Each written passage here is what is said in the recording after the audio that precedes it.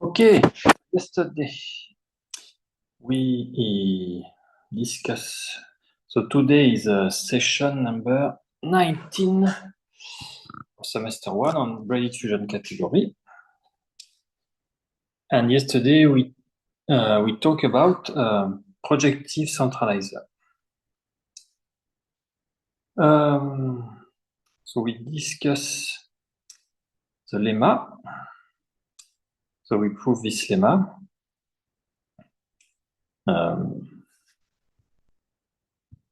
So remember, projective centralizer is like centralizer, but up to some constant. And this lemma explains how this constant deal with tensor product, dual, and here you have a fusion subcategory, so we prove that. And so now the existence of such a lambda, so double braiding is identity up to some non-zero lambda. This is what we call when two simple objects projective centralize each other. Okay. So now, this is for simple object, but for arbitrary object that projectively centralize each other, if every simple component, every simple subject projectively centralize. So for arbitrary object x, y, z, we say that they projectively centralize each other.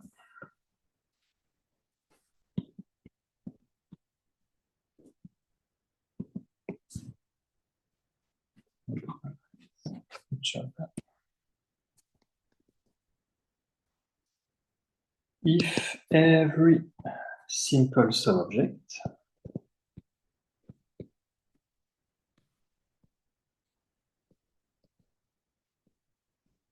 of x projectively centralized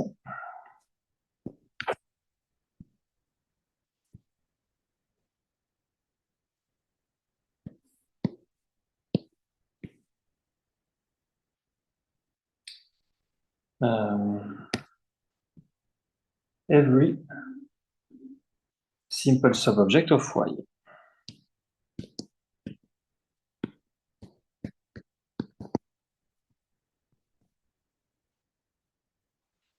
And you can do the same thing for full subcategory.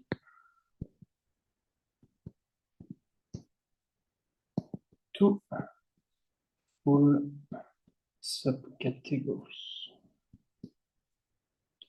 C1, C2, within C, are said to projectively centralize each other. Are said to projectively centralize each other.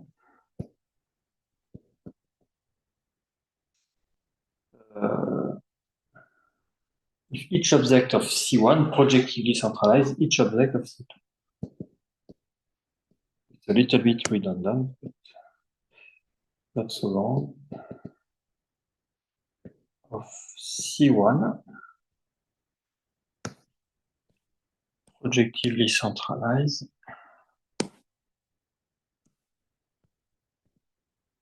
each object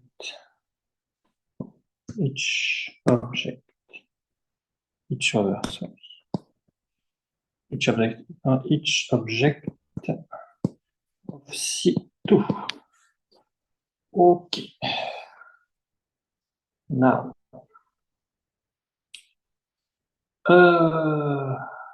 you can define the projective centralizer of an object. So, as you can expect,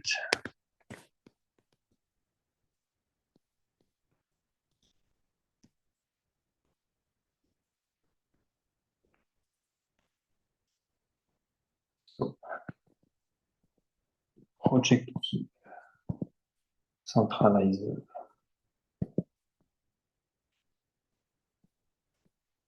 an object C is full subcategory C consisting of all the objects that projectively centralize X. Consisting all objects that projectively centralize X. And you can also define the projective centralizer of a full subcategory. So we are almost done with this list of boring definition. The projective centralizer of a full subcategory D in C is the full subcategory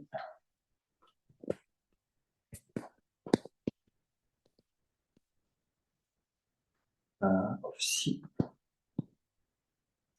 consisting of all the objects that projectively centralize every object in D. Consisting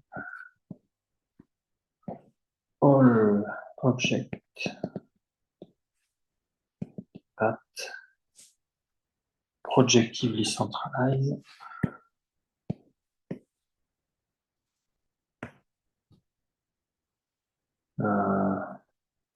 every object. Okay. And we know by lemma 315, which is here. Here, we know that this is a fusion subcategory. So the projective centralizer of any object or full subcategory is itself a fusion subcategory. By lemma 315, projective centralizer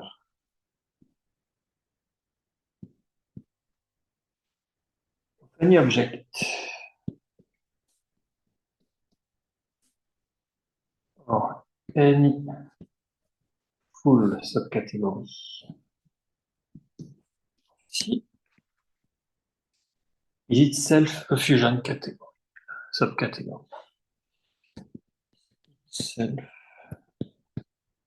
fusion subcategory of C. And here, let me write an analogy again with von Neumann algebra.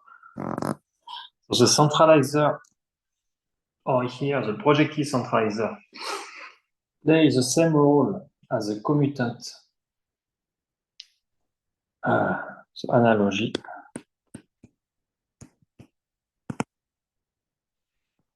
The commutant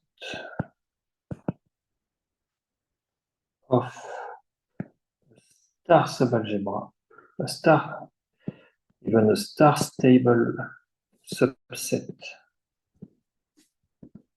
P of H is a von Neumann algebra. So this remark is this comment is only for people interested in operator algebra. If you don't know operator algebra, you can ignore this remark. It's just analogy. So you start here. You start from any object or any full subcategory.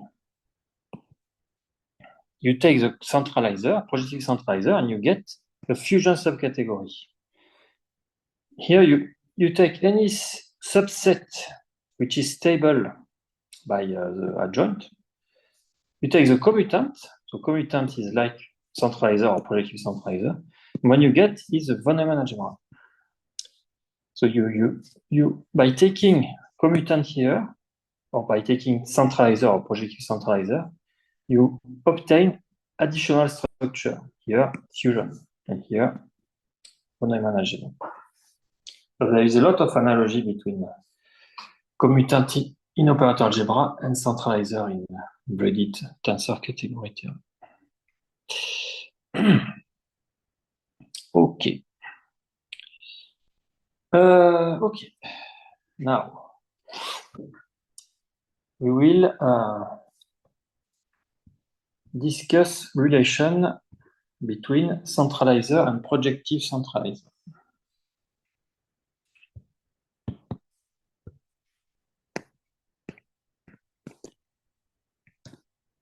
Centralizer and projective centralizer.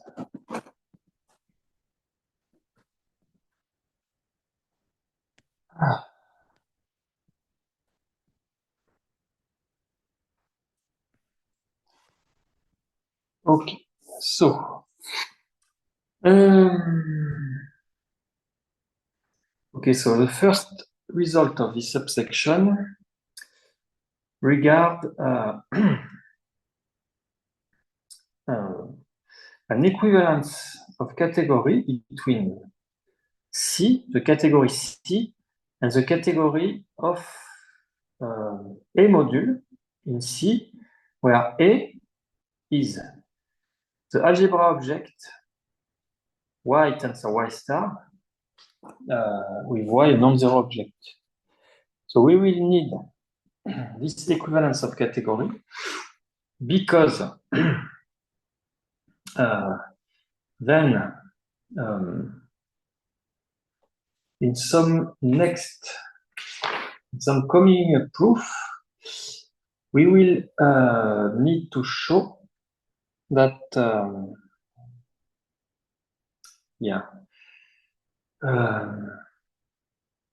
we will see that some morphism is a module morphism, but we will see that there is some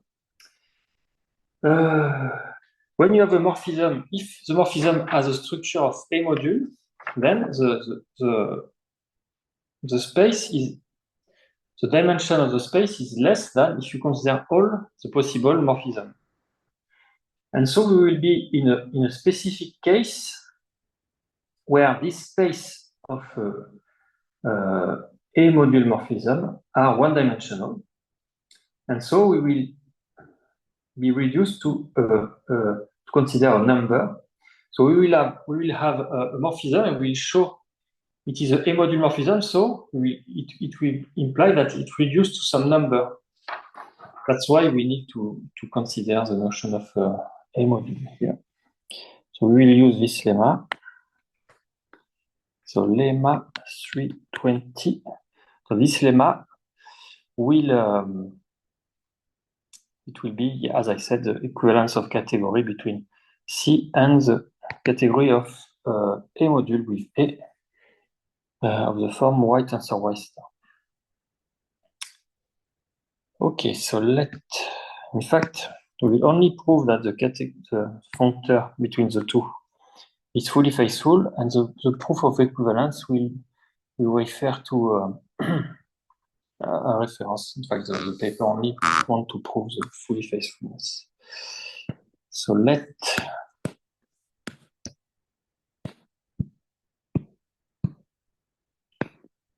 Y non-zero object and define an algebra object of this form, and we will see what is the algebra structure. So equip A with the following algebra structure, algebra object structure.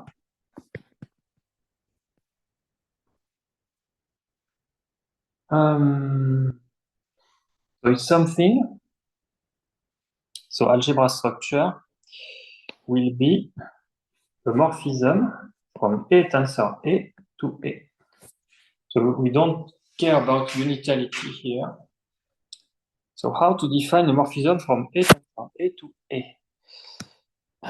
So it means a morphism from Y tensor Y star tensor Y star to Y tensor Y star. What can we do? In fact, let me draw the picture first. It will be more. So Y star, Y star. You just do like that. Identity, evaluation, identity. So this is, okay, here you have A, and A. So you have a morphism from A tensor A to A. And so you write this way, identity Y tensor, evaluation of Y tensor, identity of Y star here, of Y.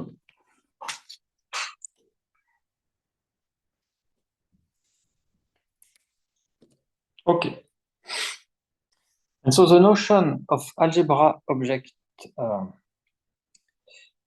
algebra object is not just a morphism like that, it should satisfy some axiom. In particular,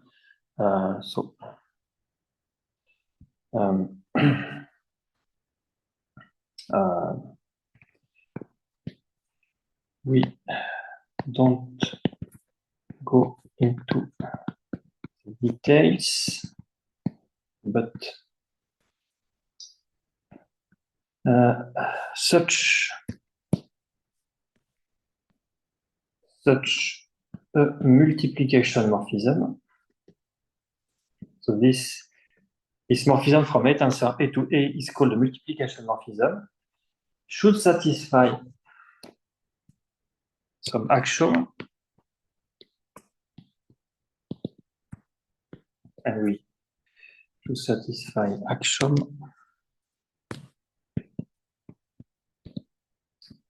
For example, associativity. But in this specific case, but in this specific case, it is trivially whole. You can check as an exercise if you like. Like pictorially, it's almost exercise. Check pictorially. Okay. And if you want it to be unital, you need, I guess, A is a unit.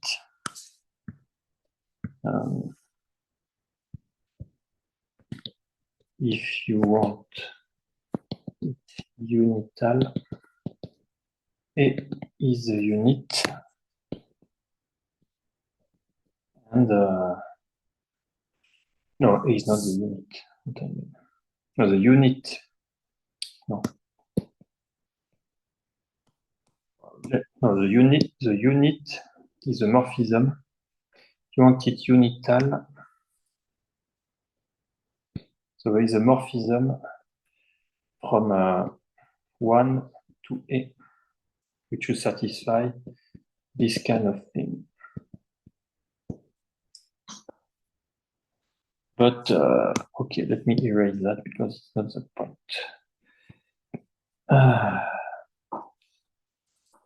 Okay. So, now we want to define a functor between C and the category of A module in C. So define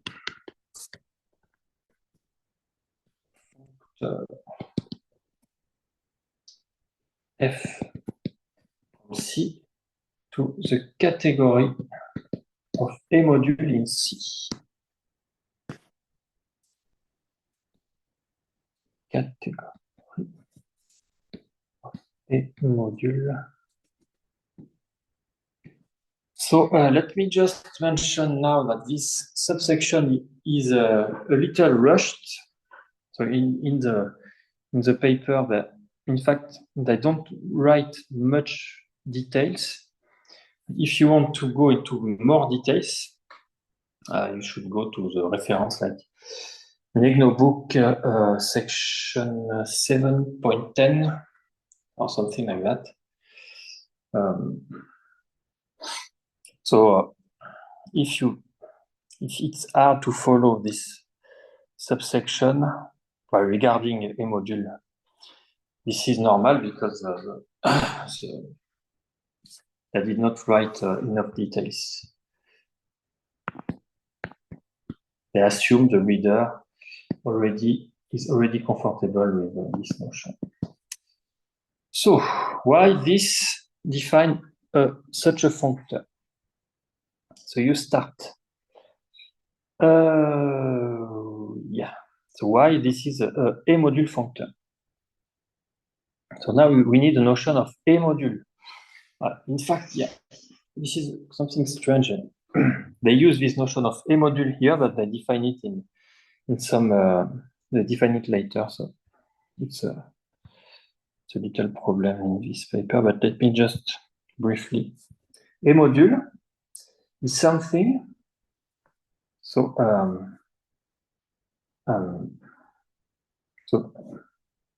so this is a module. If you can go if you have a morphism like that. So a module structure is so here you have a specific tensor.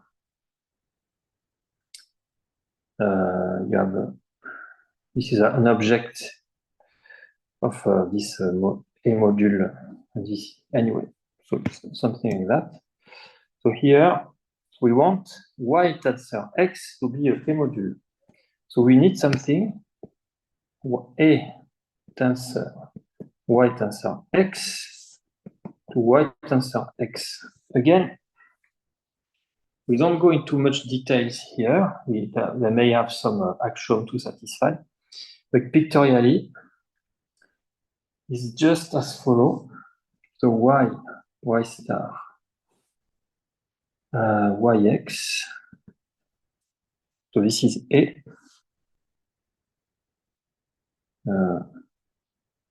So this is yx here. You do identity here, evaluation here, identity here. And what you get is x tensor y tensor x. So this is a way to define the module structure on y tensor x. So y tensor x is a module according to this morphism, depicted like that.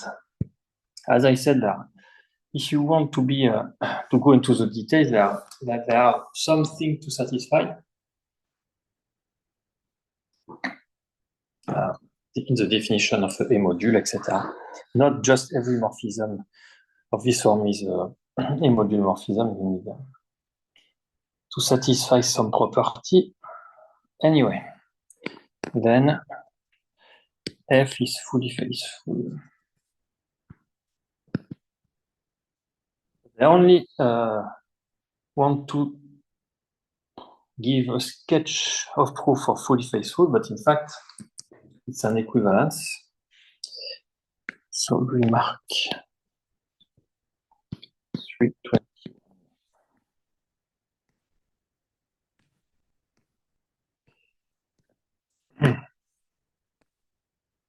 In fact, f is an equivalence si, for example,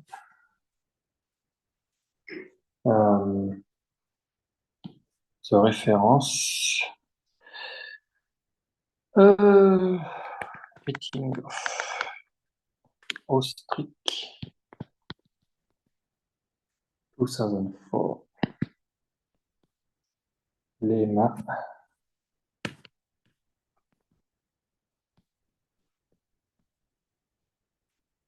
328. So the proof of the lemma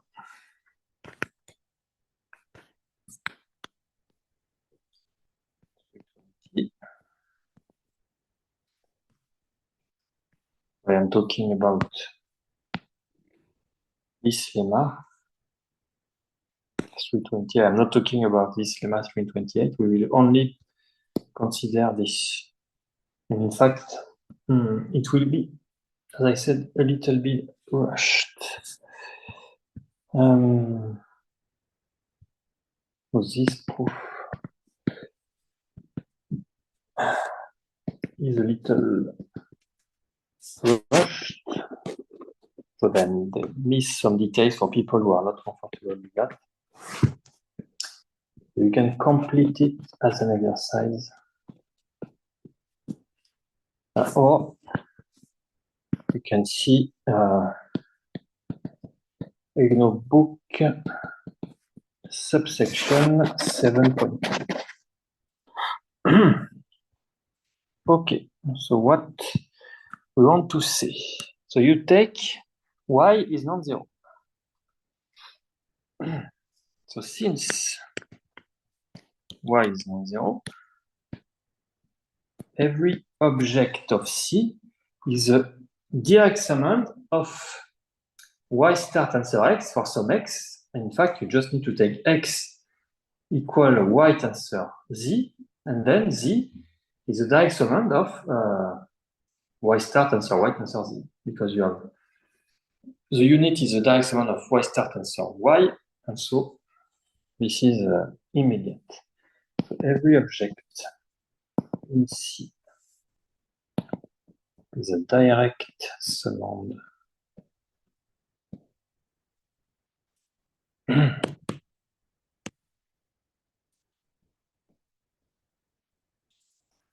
of y star tensor x for some x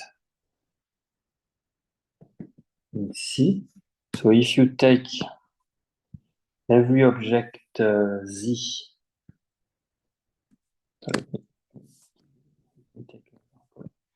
any object z in C,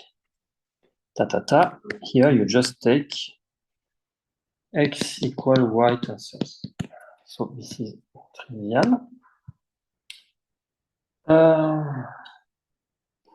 So according to this trivial comment, trivial fact, to prove the faithfulness of this functor,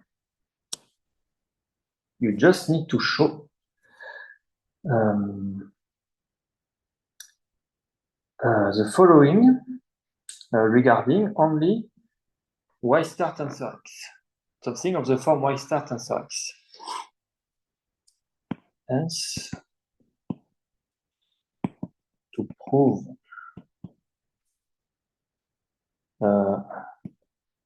full faithfulness, it suffices to show that for any x prime in C, so we have the following. So to prove full faithfulness, we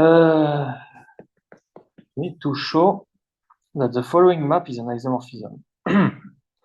So we have a map from the home space in C, y star tensor x prime, to the home space in mod C in this category of y tensor y star tensor x y tensor x prime. So let me explain.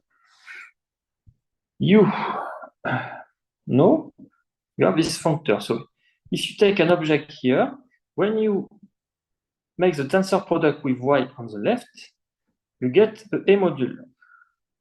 So you have two objects like that, and you have a morphism in C. And if you make a tensor by y on the left, like it is done here, you get two objects in 2A module, and we want to show that any morphism here, so you take a morphism here, and then you make a tensor product with the identity of y, you get a morphism between A module, which is an A module morphism. So you have some, you have to check it is an A module morphism also. So here you take map to identity of y tensor like that. And so fully faithfulness, you need an isomorphism between any Hom space. So here you should get how to say for any x like that in C, Z, let's say Z. But because any Z is a direct summand of that, up to some exercise, it's enough to. So we want to show the isomorphism for that, for all Z, but it's enough to show it for that because any Z is a sub-object. And here I miss something. Why? Yeah, here, Z here. It should be easy like that. Okay. So it suffices to show. So here, let me write a little exercise symbol. Exercise.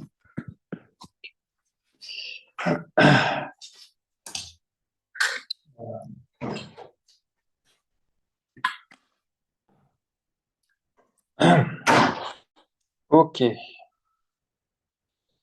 So we want to show that this is an isomorphism.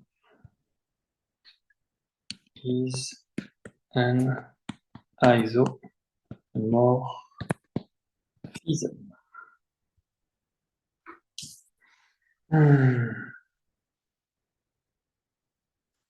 So the right-hand side.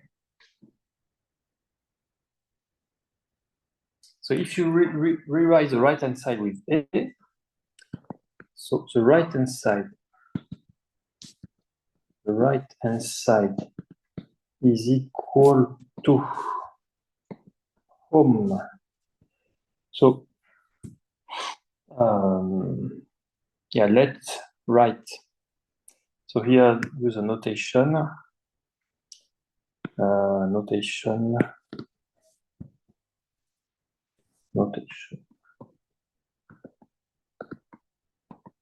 Hom A equal Hom mod C A. And here, then we can just write just A, which is easier. But you think about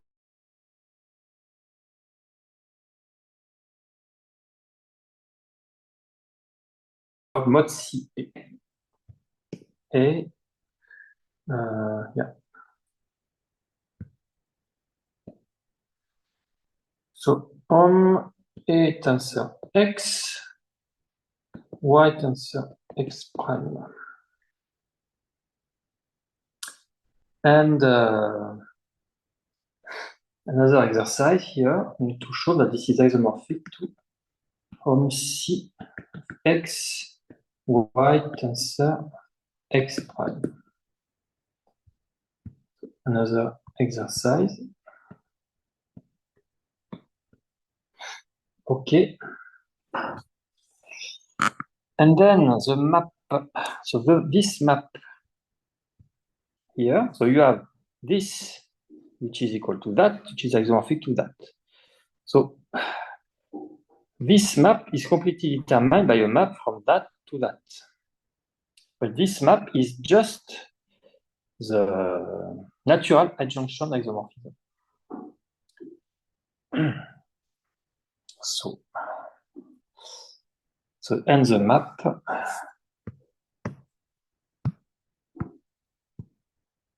And the map.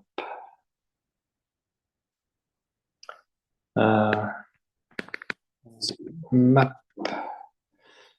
in equation E2 correspond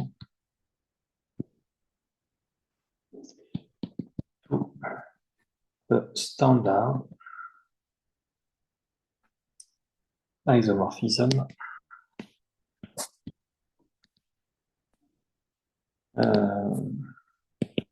the natural adjunction isomorphism. I will draw a picture that is well known.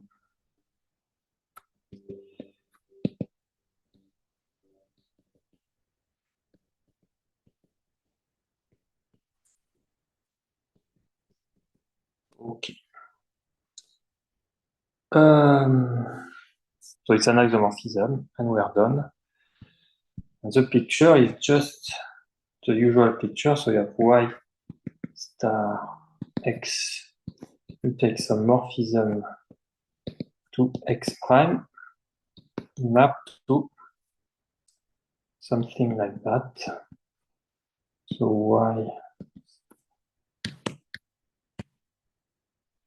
y star x, and you apply the coevaluation here, x prime. So you get something from x to y tensor x prime. Okay. And this is an isomorphism, so we are done. Okay, so now, very nice, very clever proposition, which will be very useful. In fact, the next proposition is nice because it connects centralizer and projective centralizer.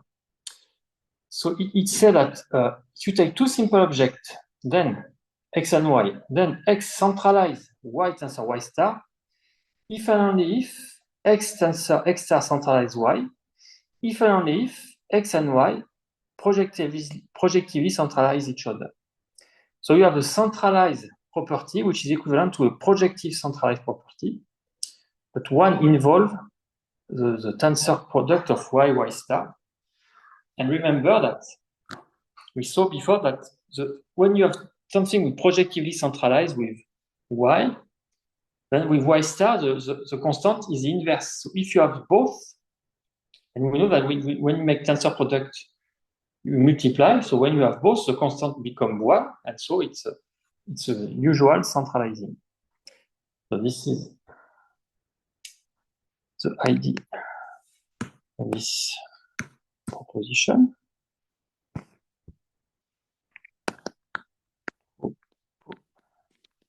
Proposition 322.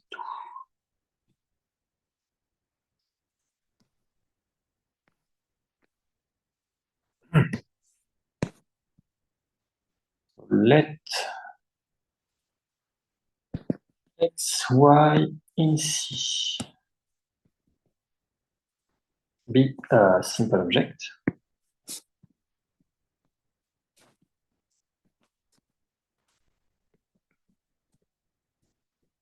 Following conditions are equivalent. The following conditions are equivalent. First, x centralize y tensor y star. Second point, x tensor x star centralizes y. Third point, x and y projectively centralize each other. Centralize each other. Okay. Okay, proof. So it's almost time for the pause. proof. So let's make the proof now. Let's make the pause now, and I will start the proof after the pause. 2, 8.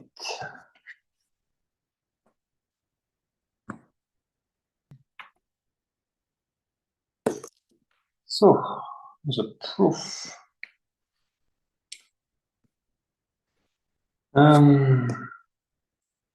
Maybe the talk was given in English in the US. You can find on. Oh yeah, in the Harvard YouTube channel. Right. Thanks. Okay.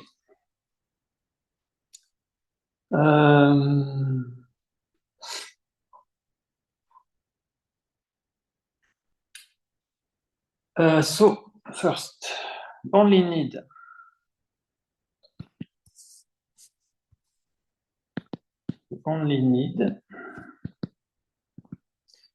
to prove the equivalence between 1 and 3.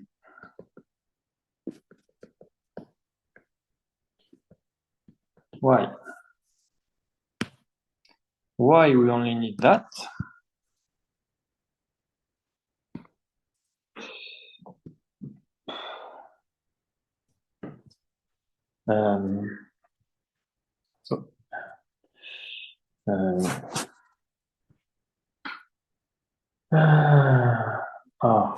Yeah.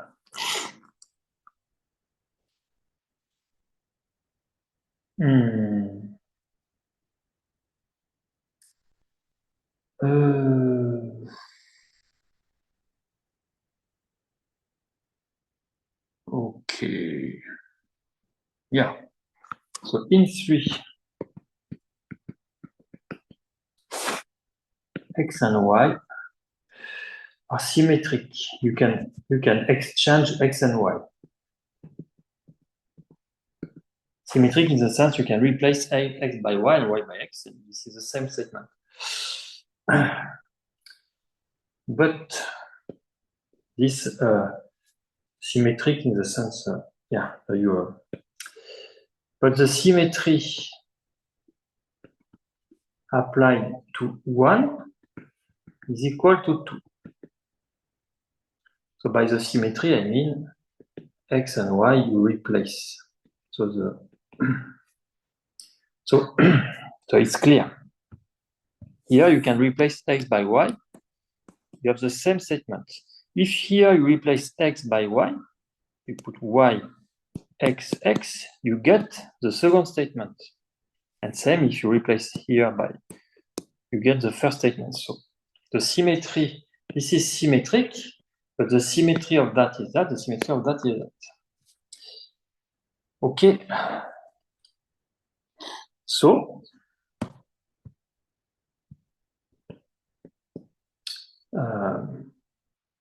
1 is equivalent to 3, if and only if 2 is equivalent to 3. Because, you see, so it's clear. This, if you prove that this is equivalent to that, then you can replace y by x here. So then you can come back by y and x, and so you get that. So it's obvious.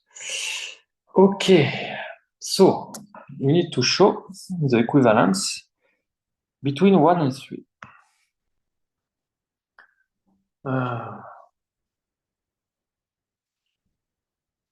So the first implication,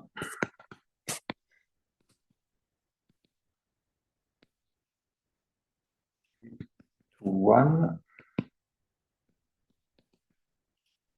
So this first implication follows from the lemma with the constant I mentioned before. It's immediate because the constant for the dual for the adjoint is the inverse. So when you multiply, and the constant for a tensor product is a multiplication of constants, so you multiply lambda by lambda inverse, it's 1. So projective centralized implies centralized for y tensor y star. It's immediate. Follow from lemma 315, 1, 2. Now, the hard part is to show that 1 implies 3. To prove 1 implies 3. And it's here that we will need the module structure. So it suffices to show that the double braiding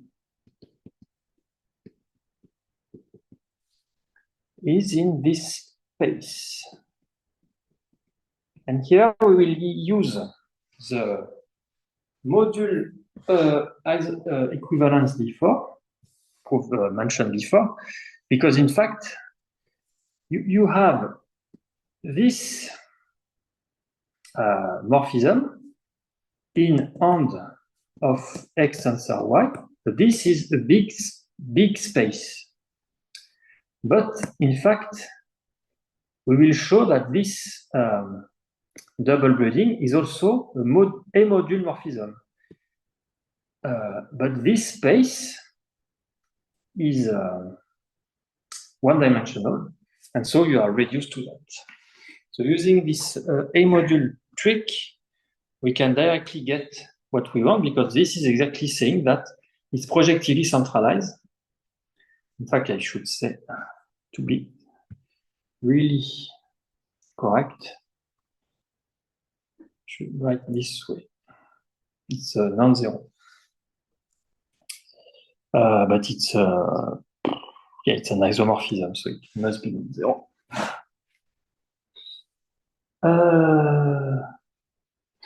Okay, so we will consider again, and it's here they will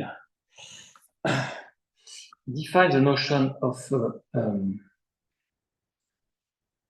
A module structure, but in fact we needed the A module structure before. So let A be y tensor y star be an algebra in C.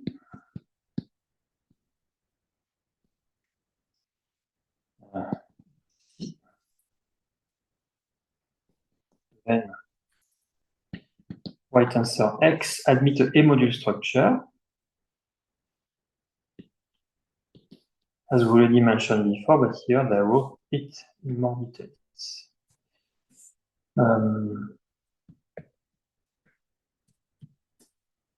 Defined by, as before,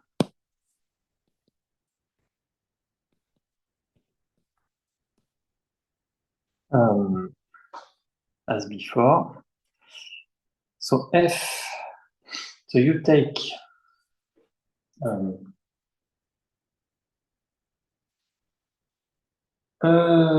so F tensor identity of X from A tensor Y tensor X to Y tensor X, where F from A tensor Y to, so sorry, A tensor Y equal Y tensor Y star tensor Y to Y, given by F equal identity of Y tensor. So all that just to say that you have just something like that.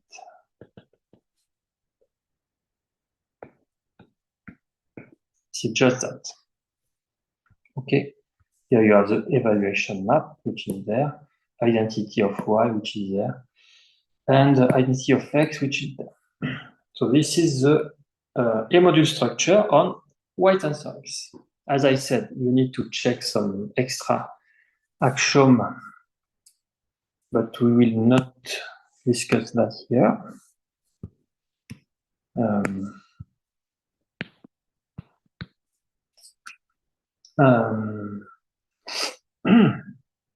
Okay, so now we know. So by lemma 320, so the previous lemma, we have an isomorphism between Hom spaces. So and A of Y tensor X is isomorphic to and C of X, which is equal to the field, because X is simple.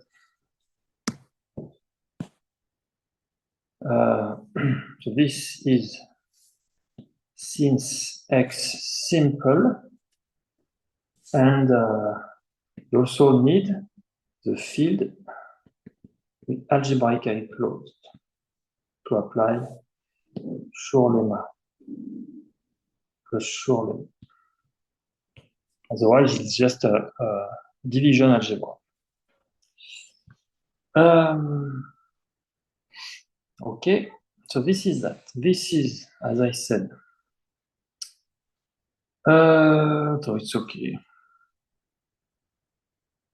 Yeah. So this is just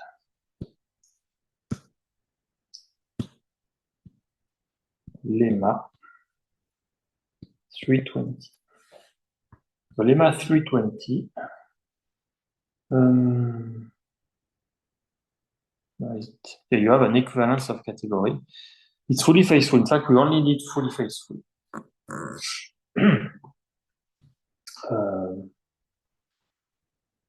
Yeah, I guess. So now, so we know this one is one-dimensional. Yes, I was a little bit confused in my motivation was not accurate. In fact, it is not. It's accurate in some sense. If you restrict to that, this is bigger than if you just restrict to that. So that's okay. And we know the previous lemma that this is isomorphic to that, which is one-dimensional. So my motivation was accurate in that. It's okay. So to show that this double braiding, so this double braiding is here. So we need to show it is here. We replace C by A. And then it will be one-dimensional, and we know that the identity is also here. And so you will get the result. So we need to show that double braiding is the A-module morphism.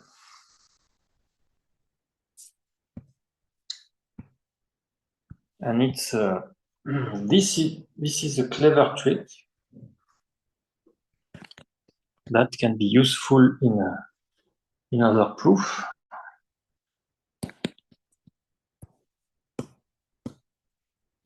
So to show CXY compose CYX to be in the field, identity of Y tensor X, it is enough to verify that this morphism is an endomorphism of Y tensor X in the category of A module. It's enough to verify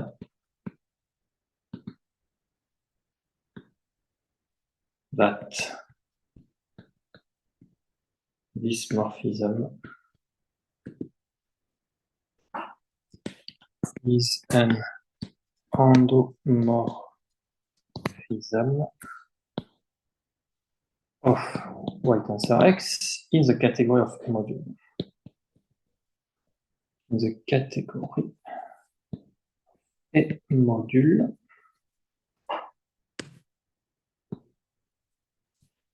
mod C A.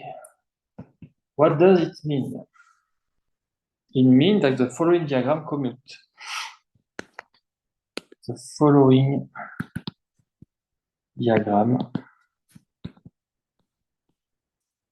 must commute. And let me draw first the picture and then the diagram.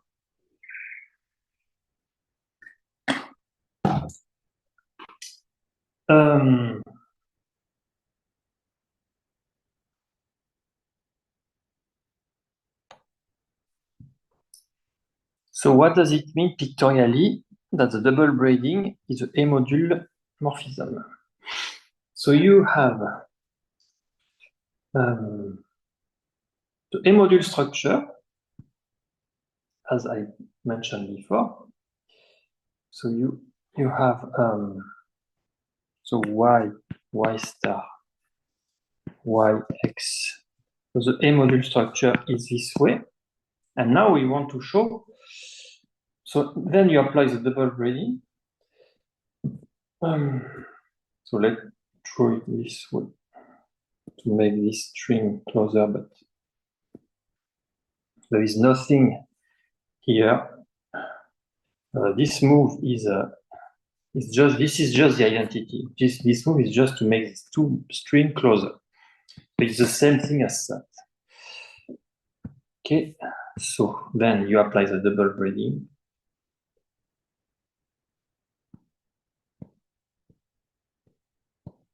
That should be equal to, so here you have, this is the A module, so this is A, it acts on that, and you get something here. And so, something here. You start A, this is Y tensor X, and here you have Y tensor X, and you have the double braiding. So it will be a module morphism if you first apply the double braiding, and then you apply the action of A. So this is what we will draw. So you first apply the double braiding, and then the action of A. We are there, and the same thing, like that. Okay. So this is what we need to show. If we can show that, this proves that this morphism is there, which is strictly smaller than that in dimension. It's like dimension 1. And we are done. So this is very clever. I really like this idea. I should use that in some of my proof in my research. It should be useful. Okay. So you can reformulate, of course, this as a diagram. But we will write the diagram because in the paper they only write diagram, not picture. But in fact, strictly speaking, we don't need to write diagram. We only need to write picture. So this is the diagram 43. So I will just reformulate this picture into a diagram. So I will draw it and then I will just explain why they are equivalent. Y tensor X, A tensor Y tensor X, identity tensor this double braiding. Here, identity of Y tensor X of Y or X should be X, and the double braiding.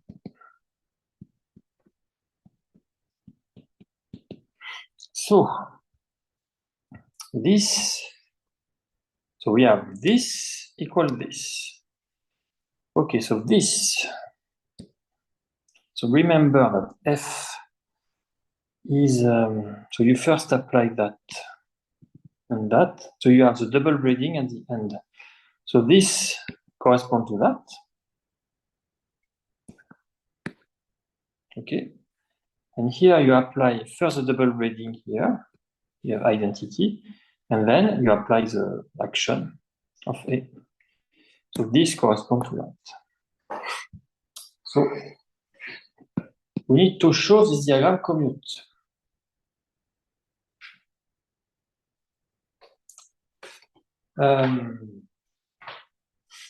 But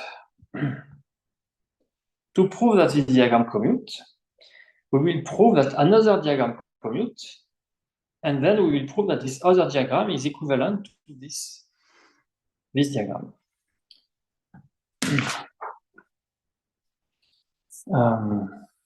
So we will write that another diagram commute trivially by the naturality, by functoriality of the braiding, the naturality.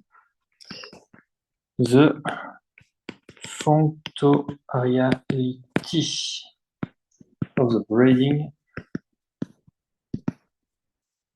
imply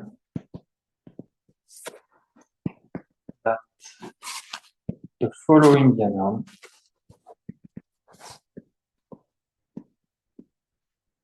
commute.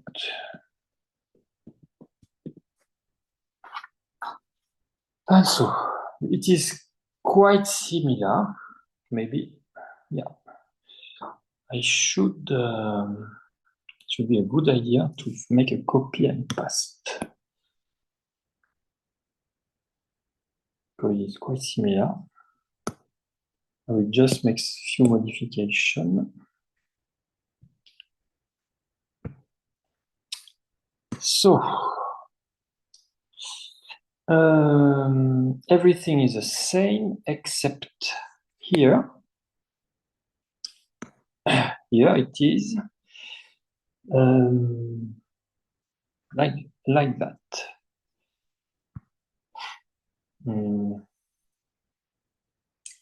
C, the double braiding with X and A tensor Y.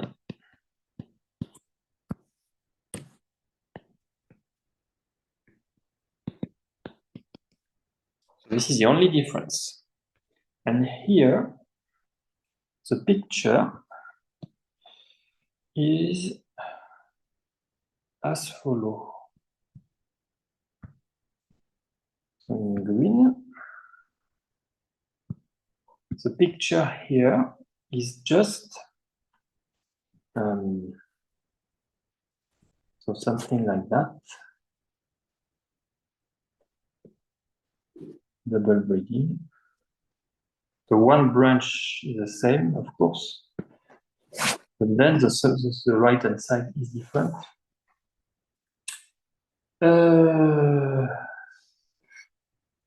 Okay, so here you have a double braiding, but with A tensor Y. So A is a tensor product of two objects, so it's a tensor product between X and a tensor product. There is a braiding between X and a tensor product of three objects.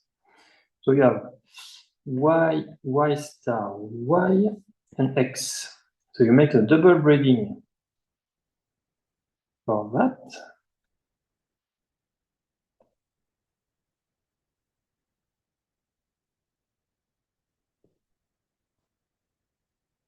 And then you apply the action this way. Okay, but so this is called equation 44.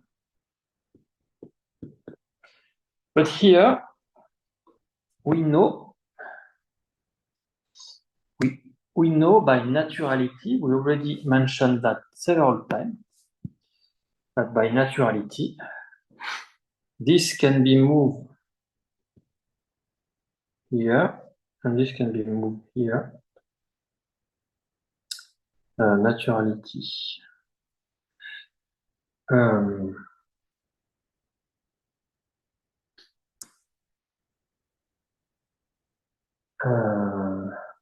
Okay. So if you do that, so by naturality, so we already saw that in detail. See, for example, as for the proof of proposition 232, where I explain that in more details. You see, we want to show this equal this. But in fact, it's trivially all by naturality because you can move this here and this here. And so when you move up to there, you just get that, and what remains is just a double braiding. So double braiding is just this. So you are done. So this diagram trivially commute by naturality of the braiding. So we just need to show that these two diagrams are the same. So it remains to show that these two diagrams, 43 and 44, are equal.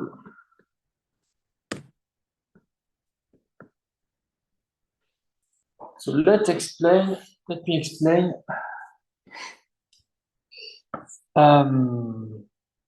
In fact, they are equal. By the hexagon axiom, we will see. So by the hexagon axiom,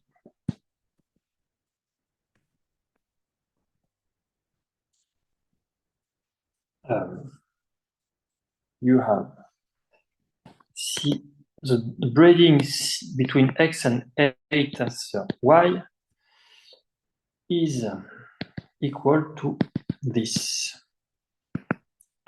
So this is just the hexagon axiom. There is nothing mysterious here. So the picture is as follows, as usual.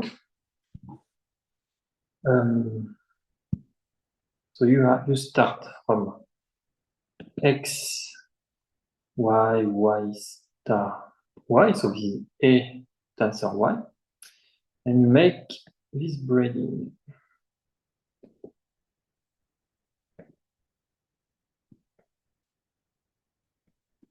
But now you only consider the hexagon axiom applied to, so you consider this together. So you apply the hexagon axiom for a tensor y. In fact, maybe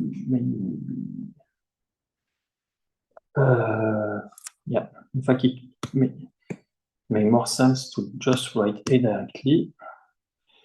There's no, you have x, a, y, and just write like this.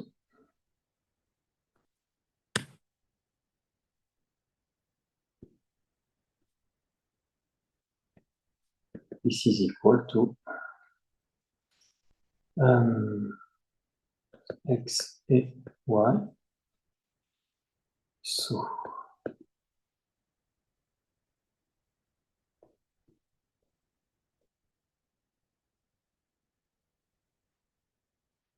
okay. So this is exactly the picture for this equality. Similarly, you get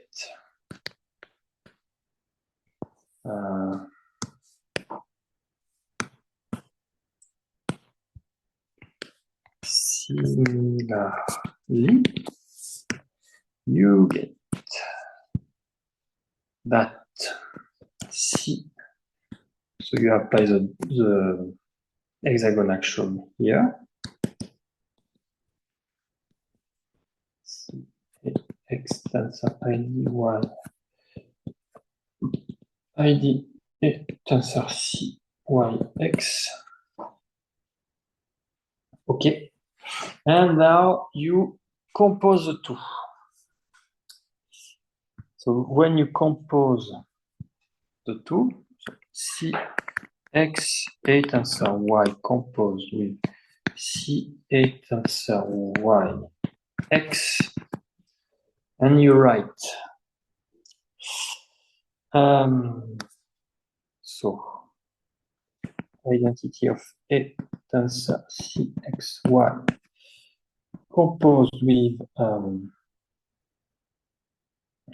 C, X, A tensor identity of Y composed with C, A, X identity of Y composed with identity of A tensor C, Y, X. What do you see? You see immediately that you can simplify here. You have your identity of Y, so you can compose this and this. So this is a double braiding of X, A, and X. But so let me write that.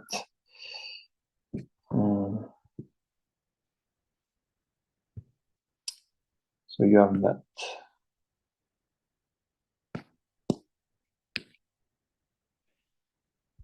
And then you have CXA compose CAX tensor identity of Y compose with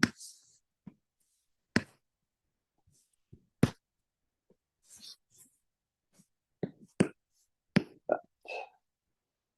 Oh. Okay. And now this, what is that? Now here we can apply the point number 1, which we already know by assumption. We want to prove 1 implies 3, but we know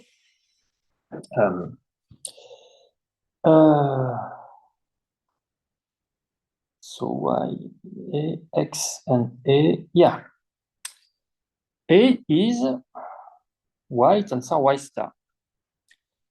And we know that A and X and Y tensor. So this is A.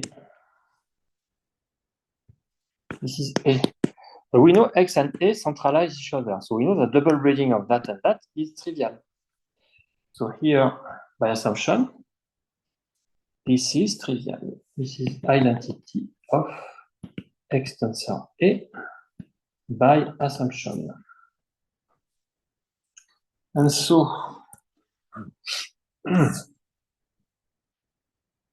you get that this is equal to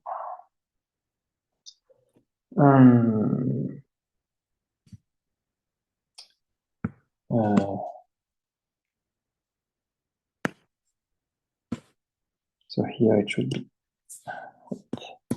in blue. So C X A tensor Y composed A tensor Y X equal. This is my own detail called identity of A tensor C X Y composed C Y X.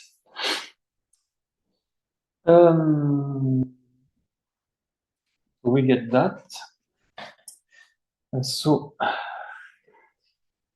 yeah. So why we are done? Because we proved,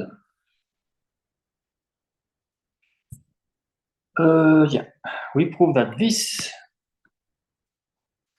So the only difference between this diagram we want to show it commute, and this diagram we already show it commute by naturality, is this morphism.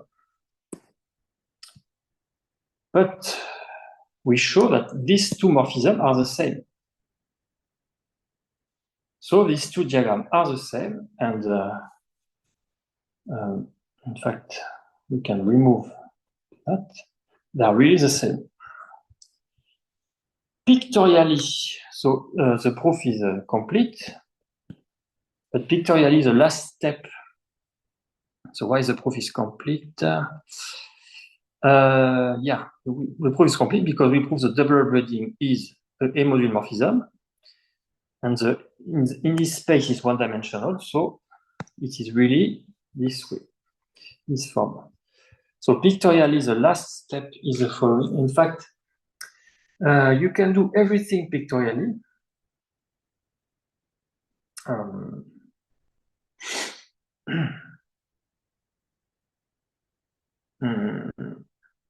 If you want to see everything pictorially, or at least the last step pictorially, is let me draw this way. Yeah, you can keep a it's a bit boring, but okay. So you have y star, y, x. So you have the braiding, that, and then the double braiding.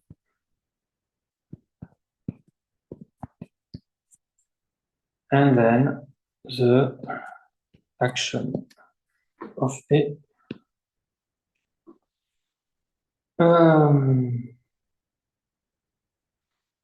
So when you develop, in fact, you just need to apply the hexagon axiom. So I am summarizing everything. You apply the hexagon axiom here. You get the following.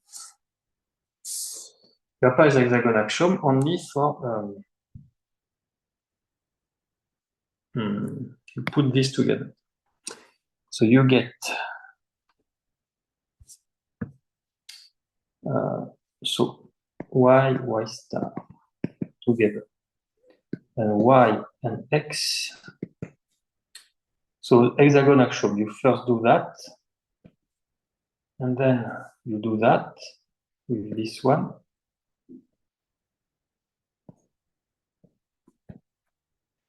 Here it's identity, and then you apply the hexagon axiom again here, and you get that you have to do that, and then do that. And finally, the action. But this one, by assumption, by assumption I, this is identity, double braiding between x and y tensor y star. By assumption, it is identity of what should be by the point by assumption. So this is just equal to, so you have y star, yx. So now you have identity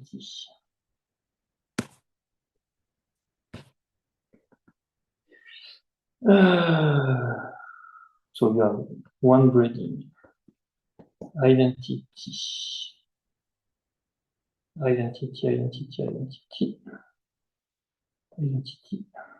braiding,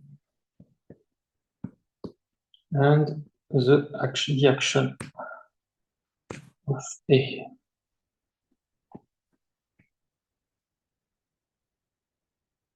Okay. And so,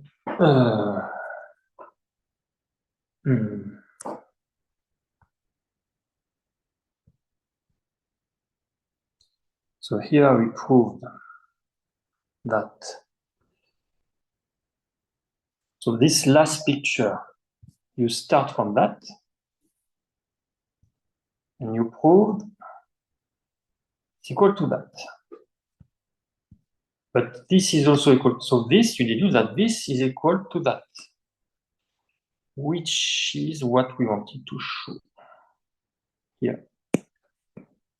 So pictorially, you can do just, it is correct to just to prove this picture. You just prove this equality by naturality. You move that here. And then you say that this is equal to, you apply the hexagon axiom, that and that. You develop here. And here you have the assumption, which is identity. And so you see, this is trivial, in fact. Once you are comfortable with the picture and the naturality and the hexagon axiom, this long proof is trivial. This is straightforward. And the fact that we write all this diagram makes the thing more complicated than it is. Yeah. It's really trivial. You just need to write 3 pictures. This picture equal this picture equal this picture equal this picture. 4 pictures. You can write everything in single line, maybe. And so the double braiding is a module morphism. So it is in this one-dimensional space. So you have the projective centralizer property, which is what we wanted to prove. So we are done. Let's start the next subsection. So application. So there remain 5 minutes. Application. The centralizer of the adjoint subcategory. So remember in section 2, we mentioned the notion of adjoint subcategory. And we will see the relation between centralizer and we'll consider the centralizer of the adjoint subcategory, and we will see it is related to the new notion of commutator subcategory, introduced by Gelaki Nikšić in their advanced paper.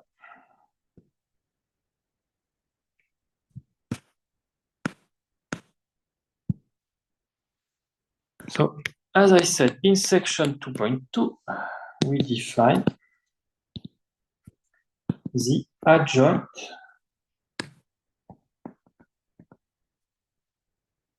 category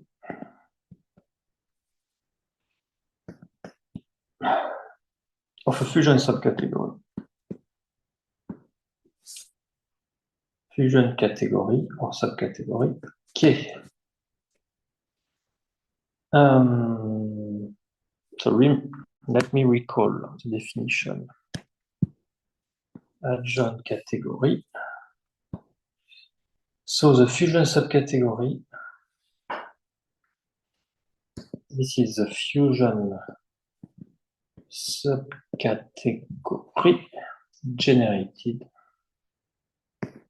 by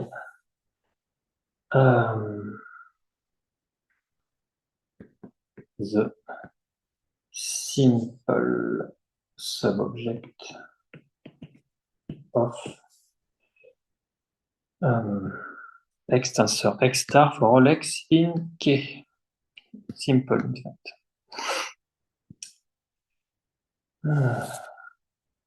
Maybe I can put this in single line. Fusion subcategory generated by the simple subobject of.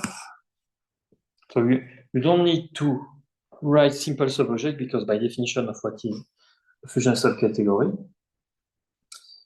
but it's more understandable as just generated by X tensor X star with X simple in K. Okay, so this is the definition of adjoint subcategory. We compute the centralizer of the adjoint subcategory. So the following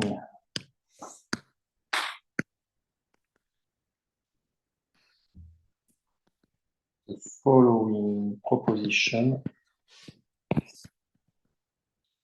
characterize the centralizer of the adjoint subcategory.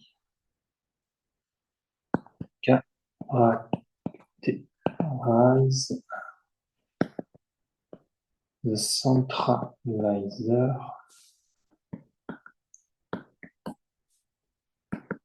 of the adjoint subcategory, where K is a fusion subcategory of a Bredin fusion category. C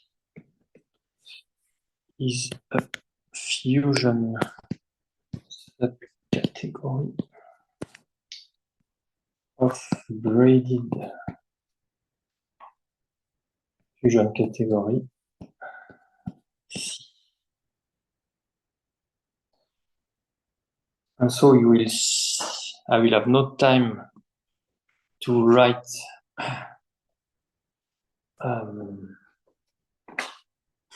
so the statement will be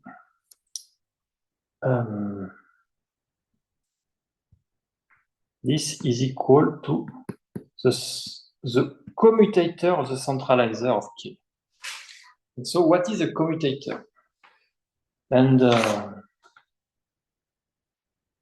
so we need to define the commutator, but I have no time, so we will, maybe I will write this sentence. To formulate this result, we call a definition from Gelaki-Nikšić.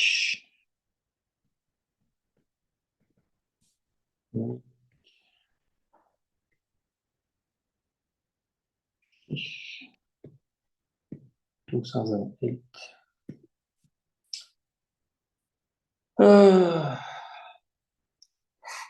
So the notion of commutator. So I will stop here. We will continue next time. The notion of commutator. So we will define the notion of commutator. And this notion of commutator is the dual notion of the notion of adjoint. Remember, the adjoint is the fusion subcategory generated by that. The commutator is the commutator of K is generated by the simple object such that this is in K. So you see, this is not the same. Here, for adjoint, you take the simple in K. You take this X tensor X star and you take the simple object here, you generate from that. And for the commutator, you take all the simple objects such that this is in K. So this is different. This is kind of dual. And we will show, and I will stop here, that the centralizer of the adjoint is equal to the commutator of the centralizer. But we will see that next time.